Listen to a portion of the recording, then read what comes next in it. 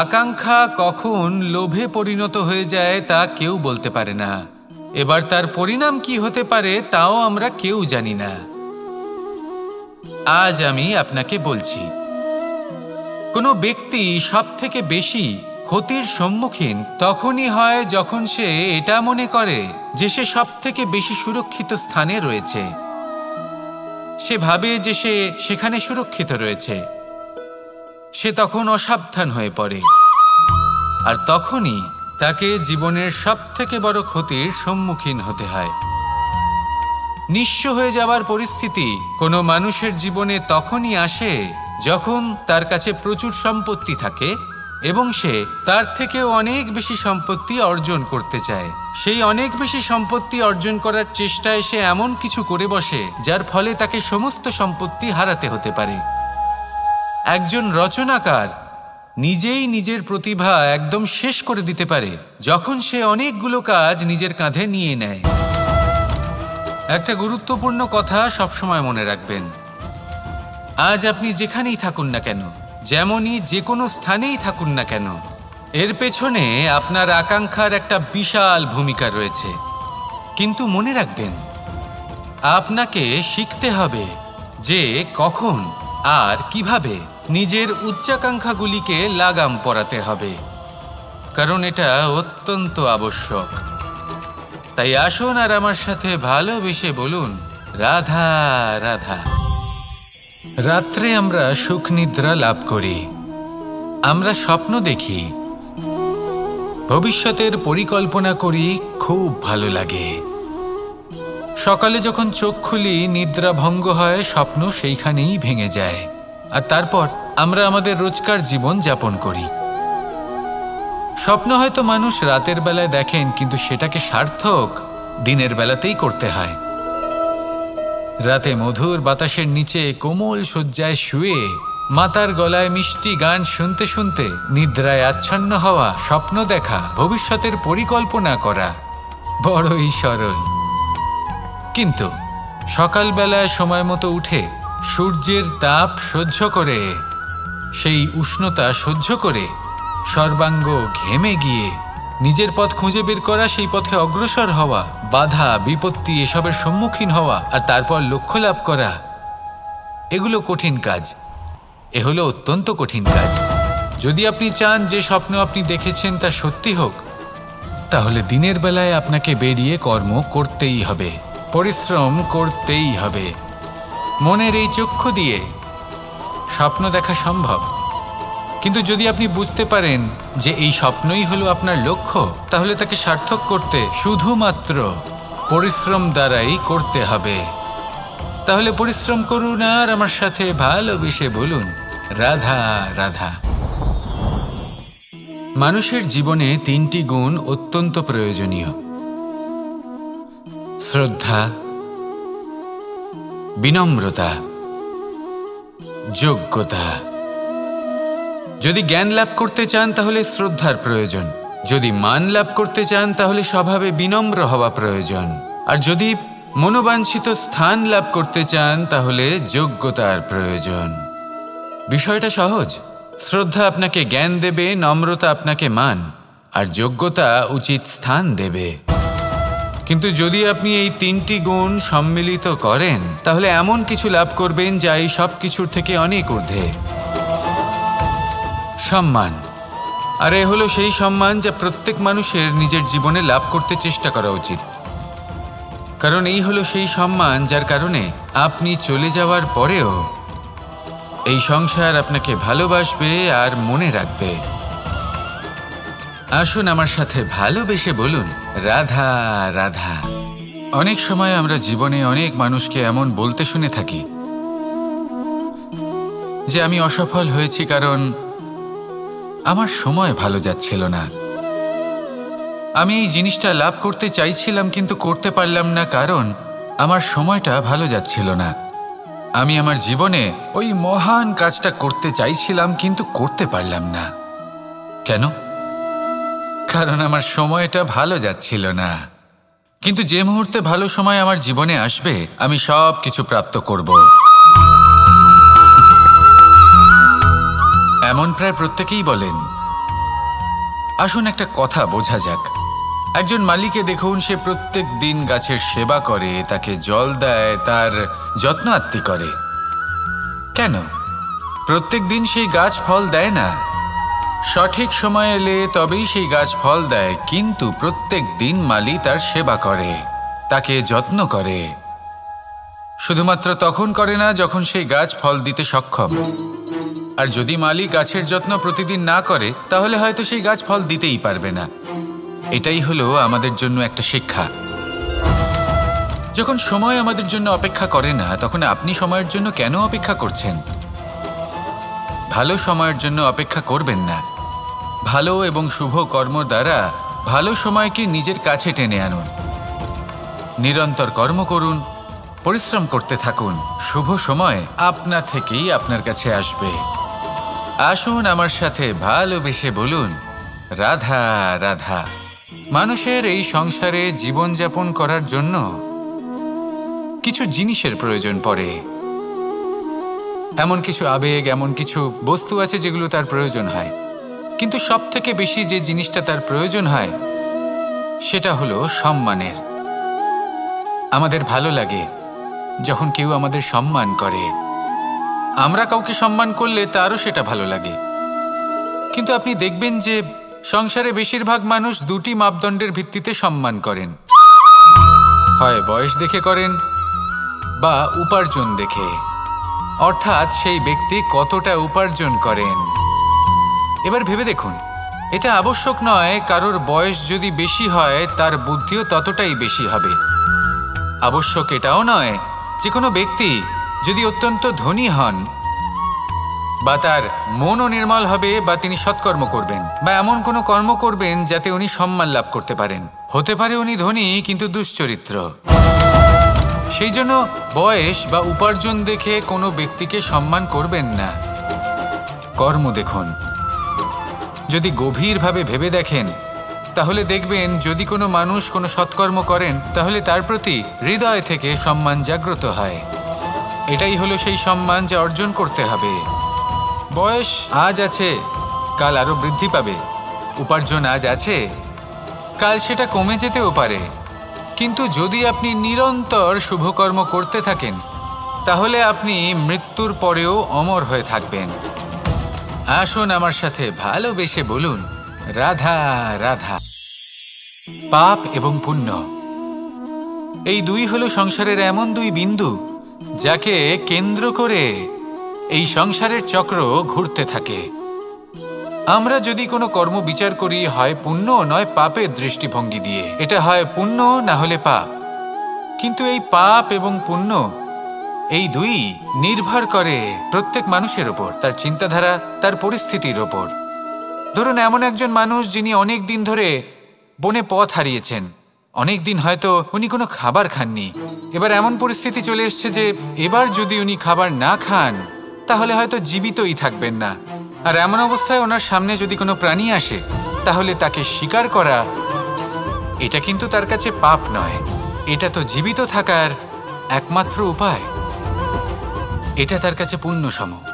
আর যদি আমি এমন একজন ব্যক্তির কথা বলি যিনি সরল, যিনি একটি সুখী, শান্ত, সুরক্ষিত জীবনযাপন করছেন, তার কাছে কিন্তু এটা পাপ।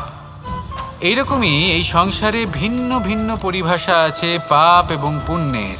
তার মধ্যে যদি আমি আপনাকে একটি সরল পরিভাষা দিই, সেটা হলো জীবনে যখনই কোনো কর্ম করবেন সেটা নিয়ে একটু ভেবে দেখুন যে এই যে কাজটা আমি করছি তার ফলে এই যে অন্য মানুষেরা আছেন এই সংসারে, তারা কি দুঃখ পাবেন?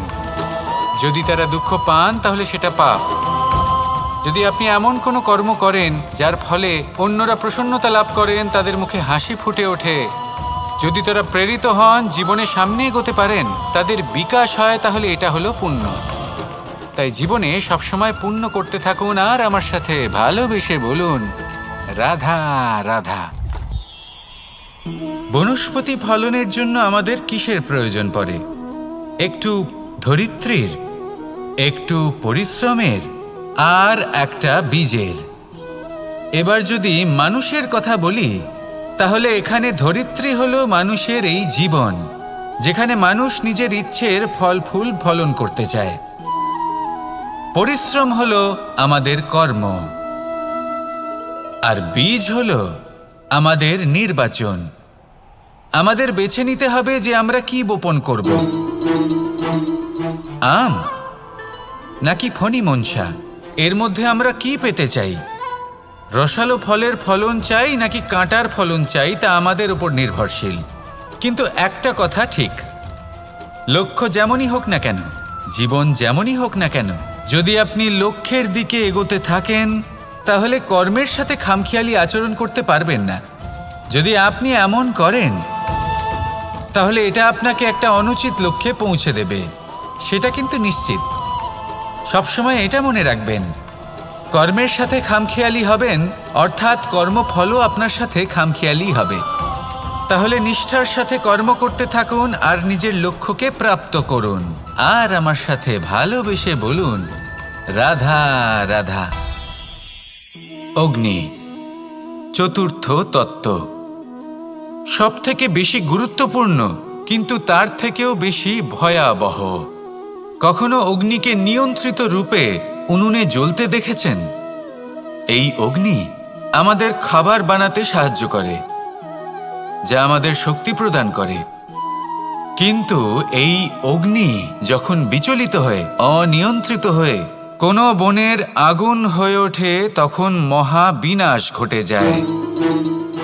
আপনারই অন্তরের ঊর্জা হলো এই অগ্নি।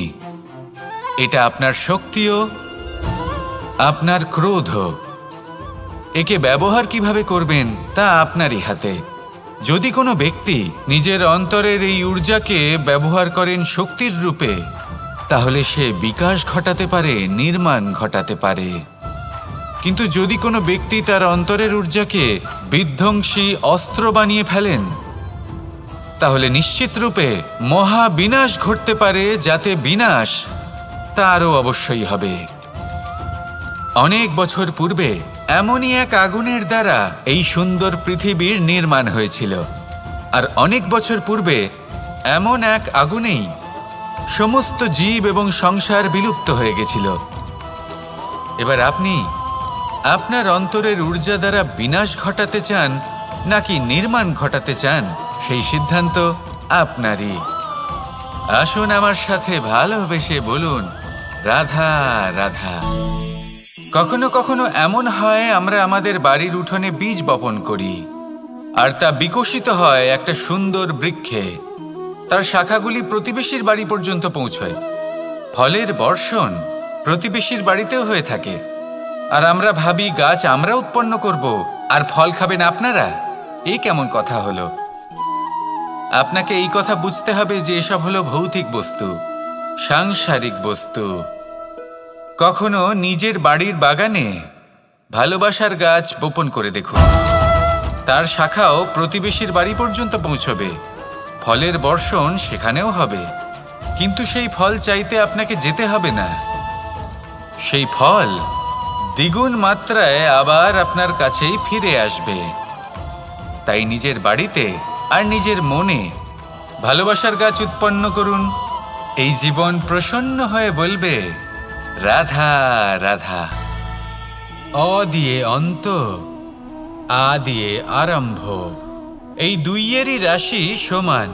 যদি আপনি মন দিয়ে দেখেন তবে দেখবেন এদের সম্পর্ক খুবই নিবিড়। কিভাবে? যখন কোনো কিছু শুরু হয় এটা নিশ্চিত হয়ে যায় যে তা সমাপ্তও হবে। আরম্ভই যদি না হয় তা সমাপ্তও হবে না। যা আরম্ভ হয়েছে তার সমাপ্তি হলো অবশ্যম্ভাবী। এটাই হলো প্রকৃতির নিয়ম, একে এড়ানো যায় না। এবার এই কথা আমরা সকলে জানি। এবার মানুষ কি ভাবে যে সমাপ্তির পরে কি হতে পারে, এর উত্তর তাদের কাছে নেই।